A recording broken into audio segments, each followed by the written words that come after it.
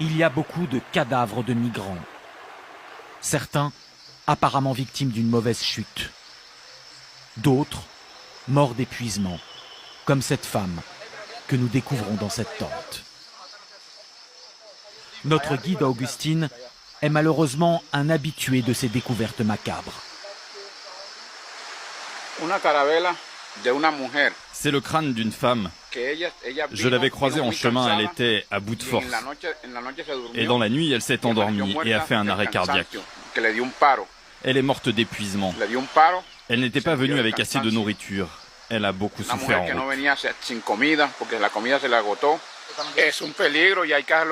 Il faut savoir s'arrêter, se reposer un peu. Certaines personnes marchent 2 jours, puis se reposent un jour, et ainsi de suite. C'est comme ça qu'ils atteignent l'objectif, mais d'autres ne le font pas. Certains compagnons de route les forcent à marcher. C'est ainsi qu'ils meurent. Depuis le passage de la frontière, le cartel colombien n'est plus là. Ces hommes assuraient, malgré tout, un semblant de sécurité. Désormais, c'est le royaume des bandits. Une jungle sans foi ni loi. Sur une berge, le corps dénudé d'une femme, manifestement violée. Dans la rivière, celui d'un père de famille, jeté du haut de la falaise, selon des témoins. C'est aussi le lieu de toutes les trahisons. Nous tombons sur ces 2 femmes congolaises. Elles sont blessées aux jambes. Le mari de l'une d'elles trouvait qu'elle ne marchait pas assez vite. Il a pris son bébé et les a abandonnées. Vous avez dormi ici, toute seule dans la jungle? Oui, on nous avait déjà prévenu que c'est dangereux. Le bébé, comment est-ce qu'il va faire? Il a besoin d'allaiter, il ne peut pas faire ça, son mari ne peut pas faire ça. Là, vous n'avez plus rien à manger, là? Il y a quelque chose à manger. On n'a même pas faim. Oui, je comprends. Oui, mais pour que vous puissiez continuer à avancer, il faut que vous ayez à manger. Nous, on a des guides et on a à manger. Vous avez besoin de médicaments? Vous en avez ou pas? Au milieu de toutes ces tragédies, la logistique se complique. Malgré l'apparente abondance d'eau, il y a tellement de corps en décomposition que la rivière est contaminée. Boire l'eau d'ici entraînerait des intoxications graves et dans un cercle vicieux, risquerait de perpétuer le cycle de la mort chez les migrants. Malgré les heures de marche et la soif, il faut donc attendre de trouver des sources dans la forêt ou un petit affluent plus pur. Pour tous, le rêve donne la force d'avancer. Comme pour Précieuse, 8 ans, venue elle aussi du Congo après avoir traversé l'Atlantique Sud en bateau et qui imagine sa récompense aux États-Unis.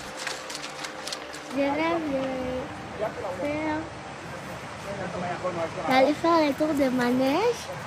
Après, la plage, je pars à la plage. Seuls des jeunes et des adultes dans la force de l'âge tentent la traversée du Darien. Nous ne croisons aucune personne âgée. Le doyen sur notre parcours s'appelle Eddie. Il a 58 ans et a déjà passé 27 ans aux États-Unis avant d'être expulsé. C'est un athlète accompli. J'ai couru le marathon de Boston 3 ou 4 fois. J'ai fait aussi celui de New York.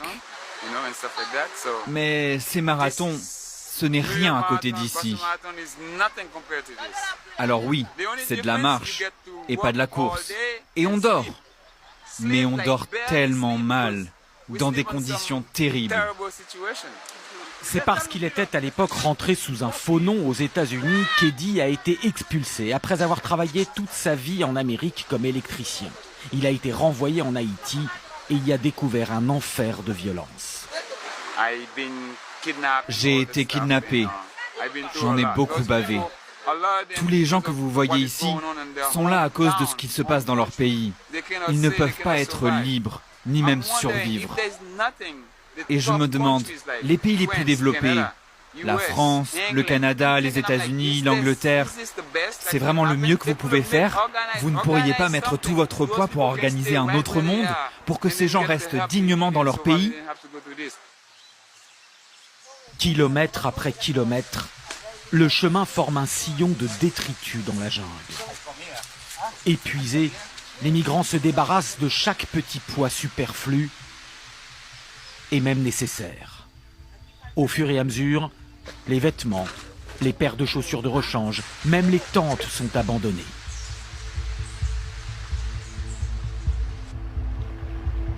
Dans la dernière ligne droite du parcours, les migrants ont pour la plupart épuisé leurs réserves de nourriture.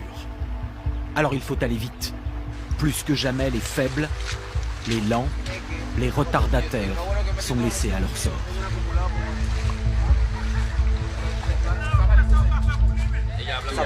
Nous découvrons ces deux femmes, une haïtienne et une camerounaise, blessées chacune avec une entorse.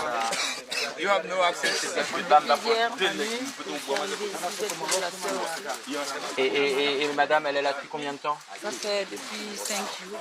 5 jours qu'elle est ici?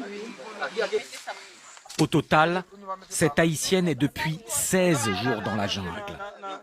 Et elle est enceinte. Qu'elle soit encore vivante est presque un miracle. Nous leur donnons quelques médicaments. Si elles restent ici, elles ne survivront pas.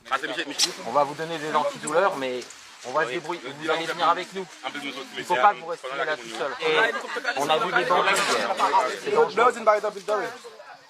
Elle aussi a été abandonnée par son groupe et son mari, qui ont continué sans elle. Depuis, de nombreux autres groupes sont passés devant sa tente en l'ignorant. Eddie est bouleversé et révolté.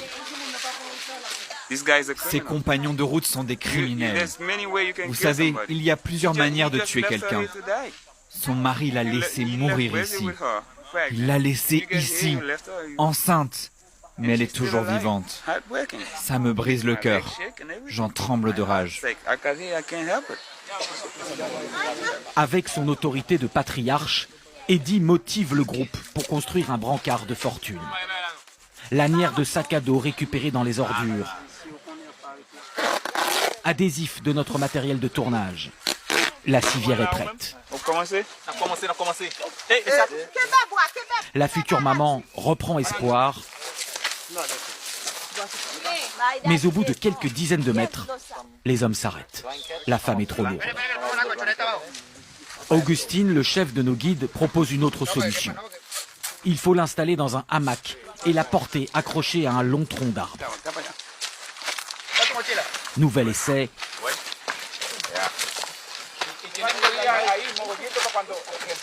Et nouvel échec. Le poids est trop lourd dans ce terrain accidenté. Les bonnes âmes volontaires baissent les bras.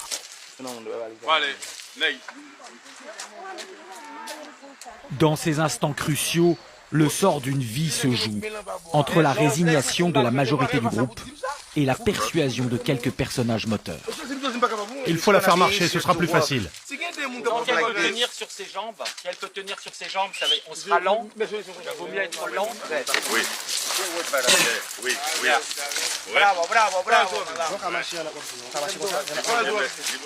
Des membres de notre équipe porteront en plus le lourd sac à dos du jeune homme en rouge qui, en échange, pourra épauler la femme enceinte.